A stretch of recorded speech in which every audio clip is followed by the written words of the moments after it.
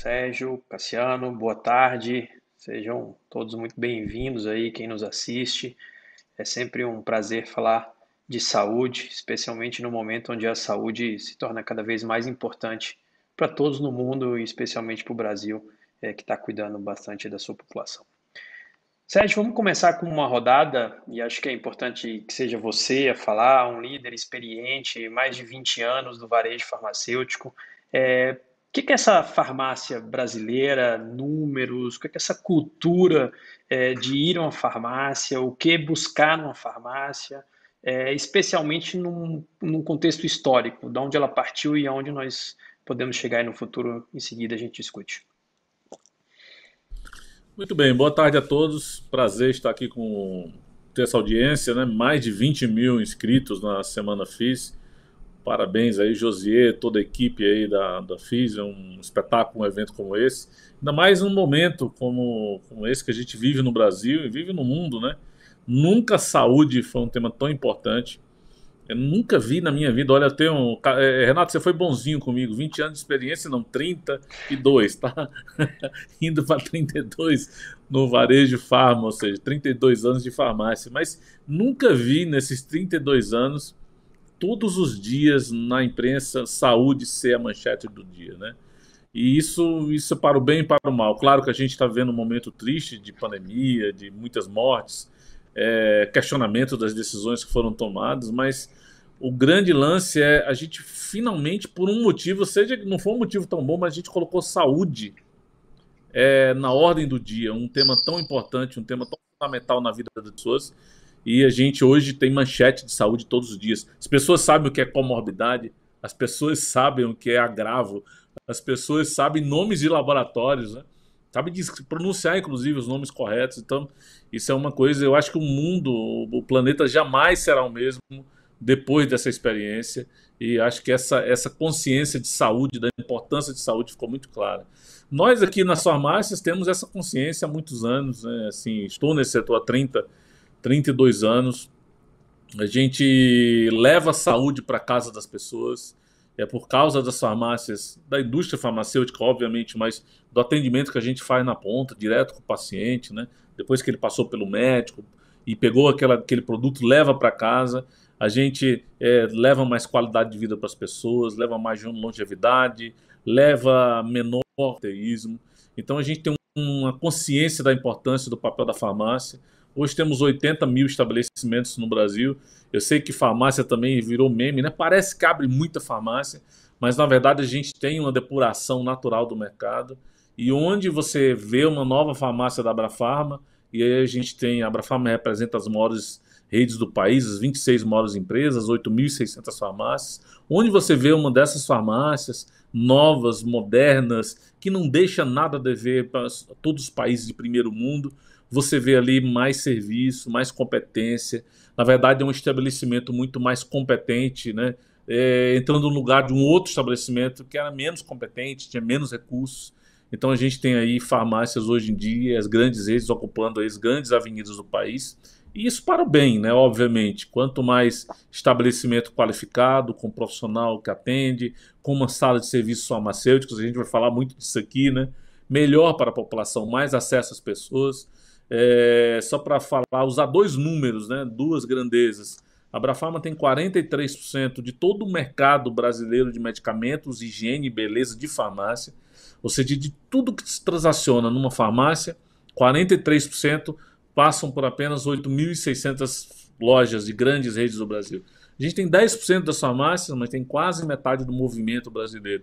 E a gente atende, faz 900 milhões de atendimentos.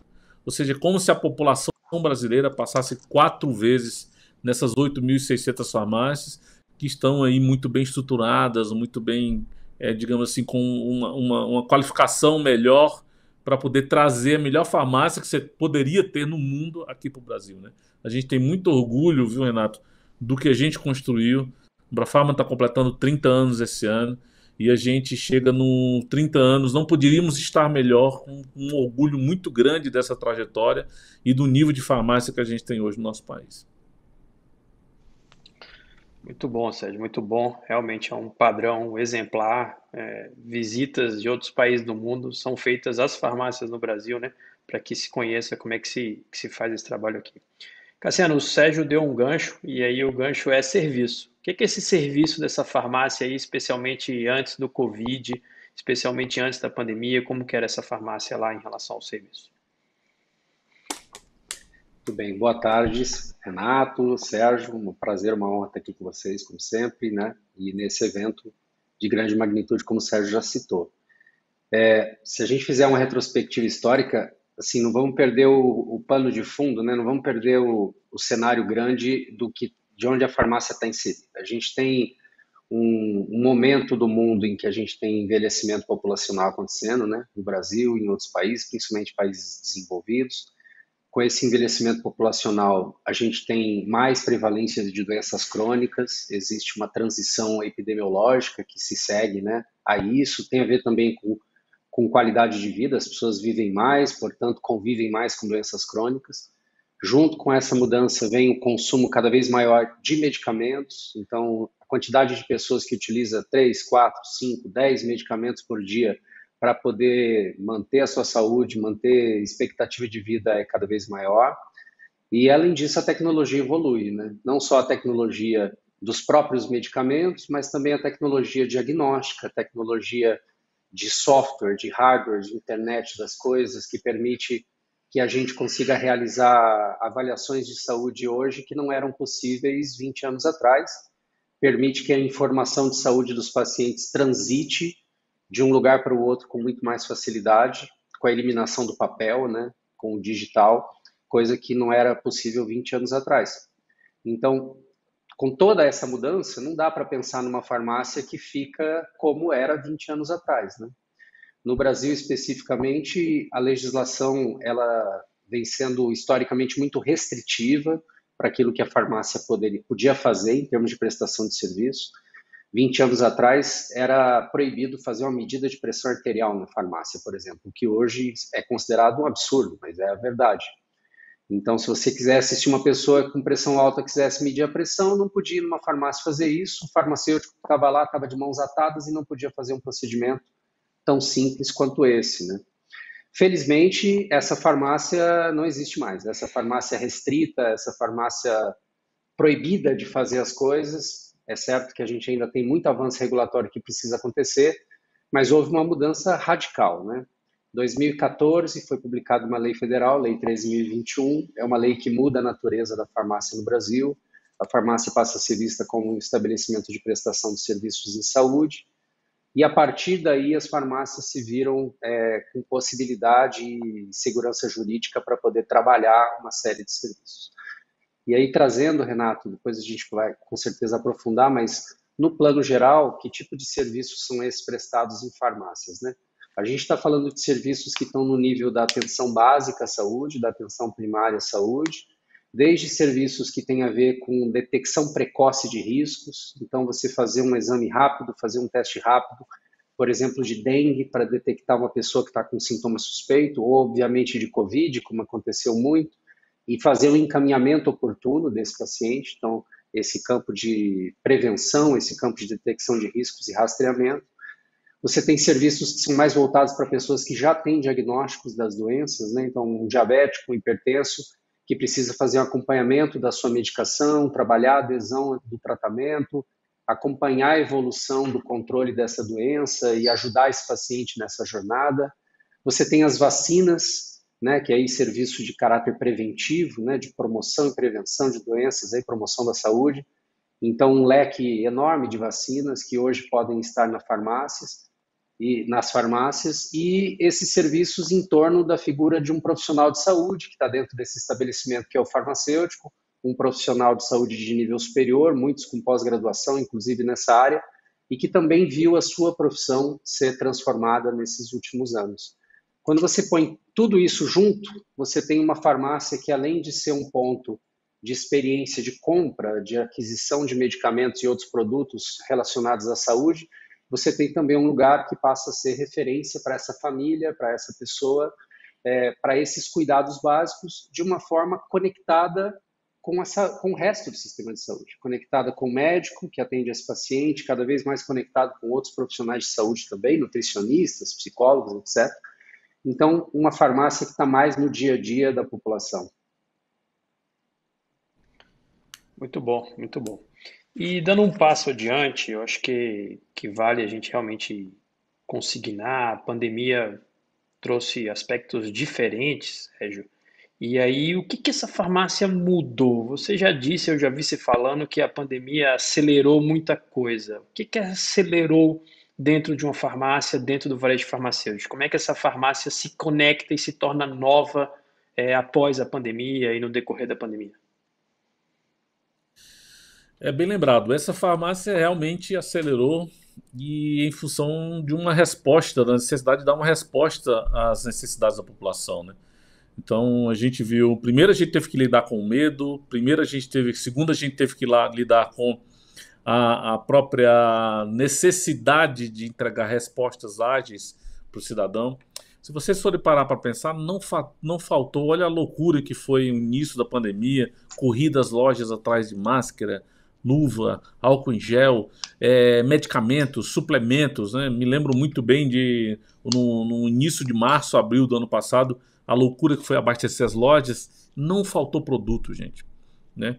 Então tudo aquilo que a gente, na verdade, 2020, 2021 está representando o coroamento. Se eu fosse assim, participar de uma graduação em varejo, né, nos últimos anos a gente se preparou para uma coisa que a gente não imaginou que existiria, que foi justamente 2020 e 2021. Como se fosse uma pós-graduação, né, se eu estivesse treinando, tivesse uma equipe de trainees para aprender como lidar com crise, como lidar com varejo, como fazer acontecer no dia a dia, 2020 e 2021 são um ano incrível para esse aprendizado. Aliás, eu tenho muito, apesar de tudo, tenho uma satisfação de ter passado por esse momento, de estar enfrentando essa guerra que a gente teve que enfrentar nesses dias. E esse aprendizado foi muito de resolver questões que estavam, de repente, acumuladas, né, há tempos. Nós somos um setor muito regulado, né, Renato? Então, a gente tem o setor de saúde é um setor lento, de um modo geral, é um setor lento. Um setor que é amarrado pela burocracia. E a gente teve que desamarrar todas essas burocracias. E aqui eu tenho que ser testemunha de que o governo federal respondeu a todas as nossas demandas lá no início. Lembro bem aí o tempo, eu, Cassiano, você mesmo, né, que se envolveu em muitas demandas, o Francisco, não sou diretor da Abrafarma aqui. Cara, o governo respondeu essas demandas e hoje a gente conseguiu colocar no ar telemedicina, prescrição digital, integração com aplicativos, integração com outras plataformas, deixar de fazer a operação do dia a dia, que já era uma operação muito bem feita. Óbvio que, uma vez que a gente já estava com esse movimento de transformação digital, já estava com esse movimento de integração de canais, por exemplo, uma coisa que a população em geral não sabe, né? Por exemplo, hoje no setor nós temos o que a gente chama de store. O que é uma dark store? Uma loja que não é aberta ao público. Muitas das nossas redes têm dark stores, elas funcionam como se fossem mini centros de distribuição, mini hubs, e o papel delas é justamente fazer com que o sistema de entrega, o sistema de atendimento seja um sistema ágil, seja um processo mais ágil. Então nós saímos por exemplo, em e-commerce, nós saímos de 550 milhões, que era um patamar de 2019, para 1 bilhão, ou seja, crescemos 100% para 2020, e agora estamos batendo 2 bilhões de reais. Ou seja, crescemos 100% e vamos crescer mais 100% de novo, até o último dado que eu tenho disponível. E isso é uma resposta à necessidade do cliente. Eu acho que a outra coisa incrível assim, que a gente conseguiu colocar no ar, e foi uma demanda do país também, uma demanda da sociedade, uma associação do governo também, é a questão do teste rápido, que eu vou passar essa bola para o Cassiano, que eu acho que ele pode comentar muito mais. Mas, assim, nunca a farmácia se aproximou tanto da população, já era próxima, já era um estabelecimento muito próximo, mas nunca a gente se aproximou tanto quanto nessa pandemia, sabe? As pessoas chegaram no balcão e dizerem: eu estou com medo, a minha mãe está doente, né? o meu marido está em casa doente, eu não sei o que fazer. E o profissional, o farmacêutico, se encontrar com essa realidade, encontrar uma resposta e muitas vezes ter que encaminhar uma pessoa para o sistema de saúde, porque ela mesma não se dava conta, né, da gravidade do estado dela com que ela chegou na farmácia. Então isso foi digamos assim, uma pós-graduação ou um patamar de tudo que a gente se preparou desde a aprovação da Lei 13021, como o Cassiano colocou. Então a farmácia que sai daqui, ela sai com outro patamar. Quem fez o dever de casa, né, quem enfrentou tudo isso, eu sei que muita gente não quis, muita farmácia disse, não quero teste rápido, não quero me envolver com a pandemia. Mas, gente, é inevitável. Se você está na guerra, você tem que estar no front, você tem que estar na frente de batalha, né? Então, isso é uma coisa assim, a gente sai muito fortalecido. E eu acho que o profissional de saúde, do farmacêutico, que está na nossa farmácia, mesmo o atendente, mesmo o caixa, sabe, merece uma medalhinha. E eu acho que sai muito mais forte e sabendo da importância do papel de cada um deles. Muito bom. De fato, né, se a gente vê aí que a farmácia, e você está demonstrando isso claramente, que a farmácia se tornou mais fortemente na pandemia um local de refúgio do cidadão, um local onde ele ia lá e tirava suas dúvidas imediatas. Nós estamos em quase todos os lugares do Brasil, não só a Abrafarma, mas todas as outras farmácias que compõem quase 80, mais de 80 mil. Cassiano, é uma cereja do bolo, eu acho que sim, e o Sérgio passou a bola para você. O que foi essa testagem de Covid na farmácia? Como é que isso aconteceu? Eu sei que a gente teve uma autorização regulatória, a Anvisa foi lá e autorizou. Mas mais do que isso, queria que você dissesse um pouquinho sobre os números, sobre o compromisso da qualidade desses testes, da evolução desses testes ao longo da pandemia. Já são quase mais de ano que está fazendo esses testes nas farmácias. Por favor, Cassiano, obrigado. Exatamente.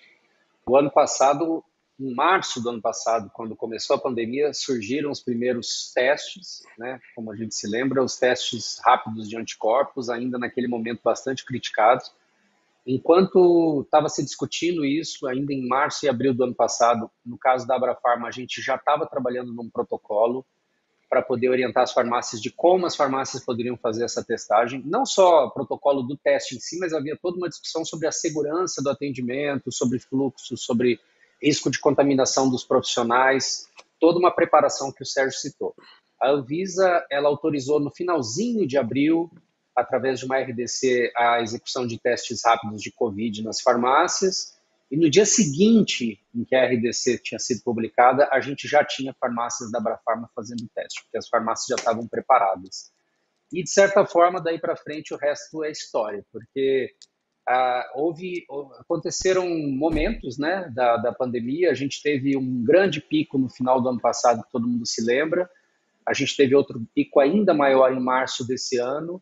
E ao longo dessas últimas mais de 100 semanas em que a gente tem as farmácias fazendo teste, a gente vem acompanhando a execução desses testes em todas as farmácias. Foram mais de 11 milhões de testes executados, milhões de pacientes que foram atendidos em todo o Brasil, né, de todas as faixas etárias. O tipo de teste mais realizado foi o teste de antígeno, que é um teste imunocromatográfico, aquele do cotonete do nariz, que o resultado sai em poucos minutos, você entrega um resultado escrito, um laudo para o paciente com toda a orientação, faz a detecção dos casos positivos, pode orientar esse paciente com muito mais assertividade se ele deve procurar o médico naquele momento, dependendo dos sintomas. Você executa esse teste, inclusive, com uma anamnese, um conjunto de perguntas estruturadas que o farmacêutico faz para esse paciente. Todo esse contexto de cuidado foi desenhado num protocolo seguro. A qualidade dos testes, que por muito tempo foi muito questionada, foi algo que, com o tempo, o próprio mercado também conseguiu resolver. No âmbito das farmácias, é importante citar que, apesar da gente ter centenas de testes rápidos registrados no Brasil, as farmácias trabalharam com um leque muito pequeno de testes, em termos de fornecedores e de marcas, não mais do que 10, 15 testes diferentes, por conta de um processo muito rígido de qualificação de fornecedores, testes que passavam por ensaios de validação, inclusive publicados por grandes órgãos e laboratórios de grande porte do Brasil. Então, houve uma preocupação muito grande porque não tinha margem de erro, né? E, ao mesmo tempo, tinha que dar conta de uma demanda explosiva, né? Para ter uma ideia, as farmácias fizeram a maioria dos seus atendimentos de forma agendada, as farmácias lançaram, né? Nós lançamos sistemas online de agendamento para ordenar essa demanda, evitar aglomeração. As farmácias montaram serviços de drive-thru, serviços de tendas do lado de fora de muitas lojas para poder atender, e atenderam em horários estendidos, né? As farmácias não só no horário comercial, mas à noite, até de madrugada aconteciam testagens em farmácias 24 horas, né? E por incrível que pareça, apesar desses números enormes, né? Se você falar em 11 milhões de testes, se a gente for pensar a capacidade de atendimento, o potencial de capacidade de atendimento, e esse é um levantamento que a gente está fazendo recentemente, mesmo com toda essa explosão de demanda do Covid, as farmácias tiveram não mais do que 55% a 60% da sua capacidade de atendimento ocupada. O que eu quero dizer? Enquanto outras partes, né, outros segmentos do sistema de saúde, principalmente a rede hospitalar, estava colapsada muitas vezes pela demanda, as farmácias conseguiram absorver essa demanda da população, conseguiram acolher esses pacientes e passaram muito longe de qualquer coisa parecida com colapso, né? Pelo contrário, as farmácias ainda tinham capacidade de atendimento maior ainda, se fosse o caso. E, Renato, e para concluir, ainda nesse campo dos testes rápidos, Covid é a cereja do bolo nesse ponto, né? As tecnologias que existem hoje permitem executar mais de 30 testes rápidos diferentes, existem tecnologias de diferentes tipos, vindas de diferentes países, desde leitores que fazem exames até complexos, como perfil lipídico, colesterol, exames de diabetes como hemoglobina glicada, de próstata como PSA, né, o antígeno prostático específico, exames de beta-HCG, que é um exame de gravidez de sangue, né, que a mulher pode fazer ali na farmácia e dali direto para começar um pré-natal no caso de resultado positivo. Então, tecnologias muito interessantes. E uma gama imensa de testes rápidos voltados para doenças infecto-contagiosas, como o próprio Covid, e que já eram conhecidas no Brasil, no setor público, qual é o caso do HIV, do exame de sífilis, de dengue, zika, chikungunya, hepatites, e todos esses testes rápidos também já são realizados em muitas farmácias e permitem detectar pessoas que muitas vezes estão com sintomas, que é difícil identificar que tipo de doença pode estar por trás, às vezes estão buscando medicação na farmácia e um teste rápido pode gerar, né, um encaminhamento oportuno desse cliente, desse paciente para o médico e com isso um diagnóstico e um tratamento mais assertivo. Então, esse campo dos testes rápidos tem muito que crescer, mas sem dúvida nenhuma o mais importante de tudo, a população brasileira descobriu que pode utilizar as farmácias como um lugar não só para adquirir medicamentos, onde agora também ela pode fazer exames com cuidado, com aconselhamento do farmacêutico, sem burocracia, preços acessíveis e com muita conveniência. Muito bom. Eu acho que essas duas falas, tanto a sua, Sérgio, quanto você, Cassiano, comprovam sim o compromisso das farmácias com a saúde primária e mais do que isso, acho que comprovam uma transformação. Vamos parar de cuidar de doença e também cuidar da saúde. É importante que as pessoas previnam, é importante que as pessoas tomem esse cuidado. E aí, Cassiano, sem dúvida nenhuma, os testes rápidos podem sim ser uma importante ferramenta nesse diagnóstico precoce que com certeza diminui bastante o custo de saúde e dá muito menos agravo à população, sem dúvida nenhuma. Mais um passo, mudou, estamos na pandemia, estamos saindo da pandemia, todos nós esperamos. E aí, Sérgio, o que vem pela frente? O que a gente pode pensar em termos de novos serviços, em termos de não só de uma nova farmácia, mas do que dispor ao cidadão consumidor? Dá para falar que essas barreiras regulatórias, essas barreiras legais estão diminuindo, estão acabando e a gente pode mudar essa farmácia e ir de fato para um atendimento primário e prestar muito melhor cuidado que a gente tem já com o nosso consumidor e com o nosso paciente? Creio que sim. A gente está falando de uma farmácia nova, né, moderna, que não deixa faltar produto, que tem uma sala de serviços farmacêuticos, que tem um profissional qualificado, que está muito consciente do seu papel, do seu lugar do sistema de saúde, mas nós estamos atrasados, né, Renato? Atrasados. Faz 20 anos, me lembro muito bem, acho que foi no primeiro ano, eu estou na Abrafarma 21, que eu entrei numa farmácia na Espanha e eu vi um equipamento lá, era o Reflotron do Roche. Fazia 16 exames, o farmacêutico fazia punção venosa, inclusive, e tinha um mini laboratório na farmácia, 20 anos. E 20 anos depois, a gente está discutindo como que a gente leva point of care para a farmácia. Então, assim, a lei de 2013, ela permitiu um avanço, e agora a gente tem que dar um outro salto de patamar. Já demos um salto com a RDC de vacinas, e agora nós temos que realmente avançar com testes rápidos, temos que avançar com outras possibilidades que a farmácia pode fazer. Eu sei muito bem que a gente está numa era disruptiva.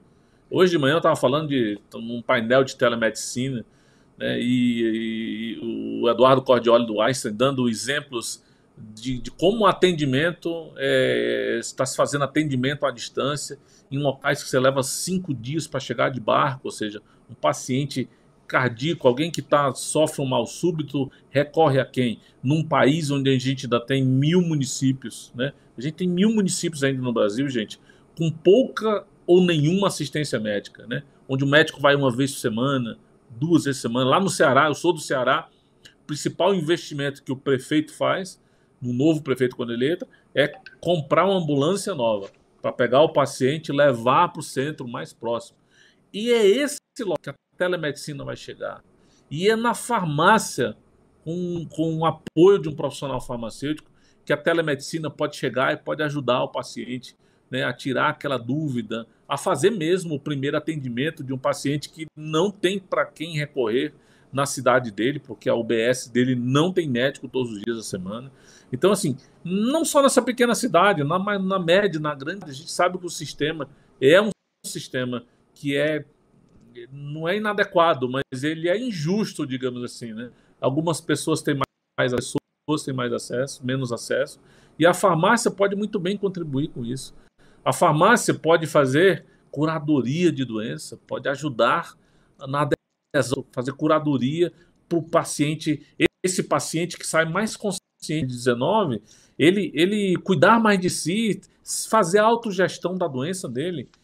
Olha que coisa incrível, poder empoderar o paciente. Sempre uso o exemplo da minha sogra, que ela tem 80 anos de idade, é insulina dependente há uns 30 ou mais anos, e até hoje ela manusear a doença, manejar a doença, e ela pode fazer isso com o apoio do farmacêutico. Então, assim, a gente tem um campo que a farmácia pode atuar, de curadoria, utilizando testes rápidos, utilizando outras ferramentas que o farmacêutico pode muito bem ser o longa-manos, ser a ponta do médico, ser aquele que ajuda o médico a cuidar do paciente no dia a dia. E o paciente não olhar mais para a saúde só uma vez por ano, como ele faz hoje. Quando ele vai no médico, quando a minha sogra vai, e o médico diz, dona Madalena, a senhora está aqui com 380 de glicemia de novo.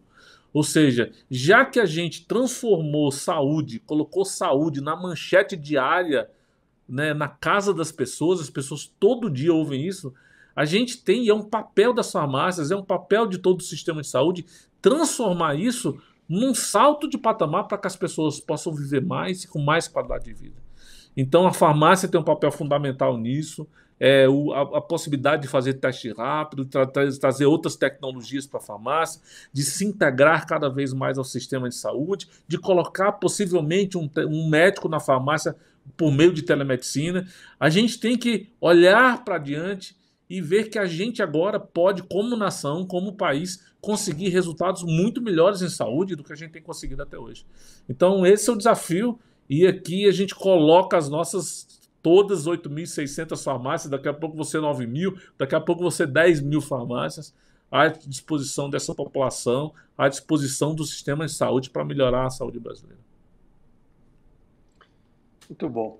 Eu já entro, Sérgio, você já está prevendo aqui algumas perguntas que estão chegando, mas antes da gente passar por algumas perguntas, Cassiano, acho que vale a gente conversar um pouquinho, rapidamente talvez, o que é esse serviço, essa qualidade, essa manutenção desse serviço? É muito importante que a população saiba, eu sei A Abrafarma tem um programa de treinamento, eu sei que você coordena uma série de atividades em relação a isso. Então, como que se mantém esse serviço atual e com muita acurácia dentro das farmácias do Brasil?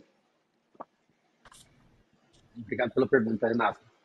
Tem dois aspectos fundamentais. O primeiro é a formação de recursos humanos, então é trabalhar esse profissional de saúde que é farmacêutico, fornecer a ele mais oportunidades para que ele possa se reciclar, se capacitar, se atualizar sobre esses novos serviços, sobre essas tecnologias que chegam. Obviamente, nós estamos falando de profissionais que passaram pela faculdade, mas que 15 anos depois que estão formados, o mundo mudou completamente e existe um trabalho permanente de qualificação desses profissionais. Isso é ponto fundamental para garantir qualidade do atendimento.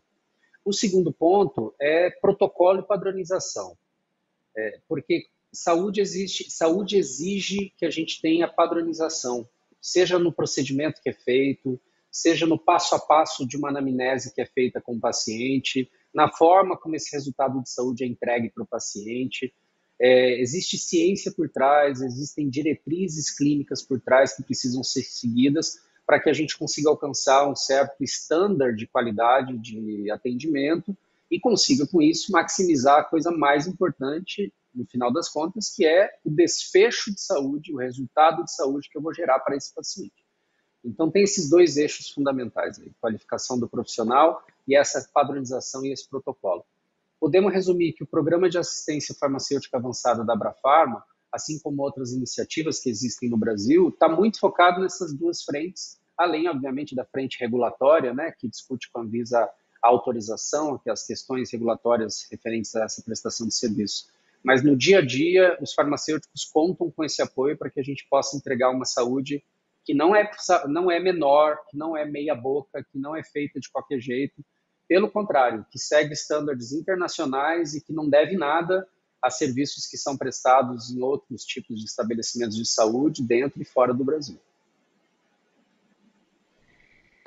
Bom, acho que temos um bom desafio. Ainda existem, sim, barreiras regulatórias pela frente e vamos trabalhar para vencê-las. Algumas perguntas, acho que uma, Sérgio, vale a pena a gente, vou conectar duas aqui. A teleconsulta farmacêutica já é uma realidade no Brasil? E será que a telemedicina já está no consultório farmacêutico? Você falou um pouquinho sobre isso. Você estava hoje de manhã num evento especificamente sobre isso. É realidade? Temos alguns embriões, alguns bons embriões, temos algumas iniciativas, não é realidade ainda, estamos em teste, mas é possivelmente um produto que tem que avançar. Não substitui o farmacêutico presencial, nós não defendemos que um atendimento remoto substitua o farmacêutico presencial, mas ele pode vir se juntar ao atendimento presencial, ele pode suprir uma demanda que já existe, né? A gente tem alguém estava me dizendo, uma entrevista ali no Abrafarma Talks, que é um programa que a gente conduz agora, acho que foi o Mussolini do Sindusfarma, diz, olha, quando criaram a farmácia popular, a Abrafarma teve que colocar cadeiras, a farmácia teve que colocar cadeiras nas lojas, né, por causa da demanda. E realmente a gente tem uma demanda hoje muito grande, e o profissional farmacêutico ele é muito requisitado. Então, a telemedicina junto com o teleatendimento farmacêutico, sim, é uma possibilidade.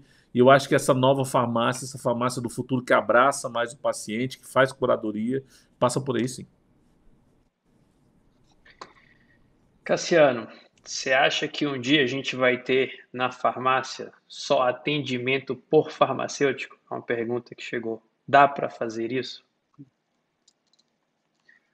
Eu acho que não é por aí. Não, eu acho que não. E eu falo isso, eu tenho uma história que talvez eu nunca tenha contado, mas eu já trabalhei. Quando me formei, fui para Curitiba, e meus primeiros anos em farmácia e drogaria, eu atuei por quase 3 anos em uma farmácia que só tinha farmacêuticos. Pouca gente sabe isso, mas era uma farmácia vinculada à Unimed, em Curitiba, que nem existe mais hoje, e a gente éramos 6 farmacêuticos trabalhando numa pequena farmácia com não mais do que 100 metros quadrados, e que atendia muita gente, atendia pacientes de plano de saúde, no caso da própria Unimed, e prestávamos uma série de serviços naquela época, eu estou falando do ano 2000, 2001. Inclusive aplicávamos vacina, viu, Sérgio? Essa você não sabia. Eu aplicava vacina da gripe em 2001 e aí veio a portaria da Funasa, proibiu. Eu fui um dos farmacêuticos que foi proibido de aplicar vacina naquele tempo, né? E na época eu nem sabia muito bem por que a gente estava sendo proibido. Hoje eu olho essa história com outros olhos, obviamente. Mas eu acho que o caminho não é esse de só ter farmacêuticos. A gente tem que ter técnicos de farmácia qualificados, né? Como temos em outros países. Você vai ter cada vez mais diferentes serviços de diferentes complexidades sendo oferecidos. O balcão da farmácia continua existindo, a dispensação precisa acontecer, e ela precisa acontecer com qualidade. E o farmacêutico, uma vez que ele possa estar supervisionando a dispensação, mas ele não está atendendo todos os clientes da loja, obviamente, né? Nunca foi assim, nunca será. E então você tem que ter uma qualidade de mão de obra cada vez maior. Eu acho que ainda vai chegar o momento da gente discutir seriamente a profissão de técnico de farmácia no Brasil e quem sabe no futuro a gente possa ter somente pessoas com nível técnico trabalhando nos balcões de farmácia, porque a população com certeza ganharia. Mas essa é uma discussão ainda um pouquinho distante do momento que a gente está vivendo. Muito bom, muito bom. Nós estamos chegando ao fim, já fui alertado aqui do tempo, e aí uma conexão, Sérgio, uma conexão que eu sempre gosto de fazer, eu acho que todos nós aqui gostamos de cuidar das pessoas. Esse custo muda, muito se fala do custo da saúde, essa tecnologia, o que nós falamos ao longo desse tempo, muda o custo de saúde do brasileiro, especialmente na farmácia. Eu sei que a gente começou com um teste num valor, está em outro, se a gente fosse comparar, testes rápidos são muito mais baratos. Então, por último, e aproveitando já numa mensagem final, muda o custo? O paciente pode ir na farmácia que terá um serviço menos custoso? Muda para melhor, né? Torna mais barato, torna mais acessível, com certeza. E sempre esse nosso negócio, é o que falei pela manhã também, ele vai ter muita tecnologia, mas sempre vai ser high-tech, mas vai ser muito high-touch. Ou seja, a gente vai ter cada vez mais falando de telemedicina, de omnichannel e outras palavras estranhas, né? E vai estar sempre mais na tela do celular das pessoas, mas sempre com o toque humano. E é isso que diferencia a farmácia de outros setores. Então, é isso que a gente é e vai continuar sendo. Aproveitando aí, deixar meu abraço mais uma vez para o Josier e para o Rodrigo Vilar, da IFS. Muito obrigado pelo convite. Estamos aqui à disposição sempre de vocês. Cassiano, sua mensagem e a gente vai encerrando. Só agradecer, bate-papo muito bom, um prazer aí, parabéns a todos os organizadores do evento. Gente, muito obrigado, obrigado Sérgio, obrigado Cassiano, obrigado FIS, sem dúvida nenhuma, um evento muito, muito, muito especial no calendário de saúde brasileiro, com tantas discussões de altíssimo nível, e a gente espera nesse tempo aí, nesses 45 minutos, que a gente tenha conseguido levar um pouco do papel da farmácia nesse novo ecossistema de saúde, nesse ecossistema que tenta cuidar das pessoas, tenta antecipar o problema e, de fato, levar a sociedade a lugares melhores. Então, muito obrigado. Agradeço também a toda a organização, a todas as pessoas que estão aí na organização. Muito obrigado. E aos tradutores de Libra também. Obrigado a Muito você, obrigado. Renato, pela mediação, hein? Obrigado, Renato, pela mediação também. Parabéns. Obrigado, Cassiano. Imagina. Obrigado, gente.